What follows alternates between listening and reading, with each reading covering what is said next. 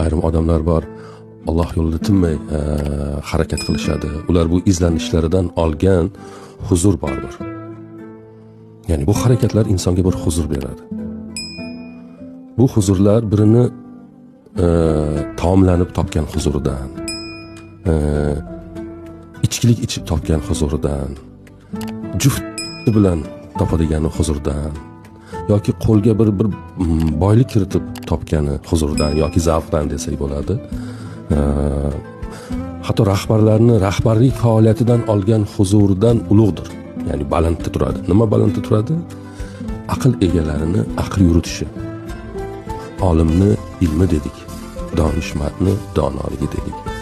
Alloh yo'lida tinmay harakat qilayotgan birining izlanishlari dedik.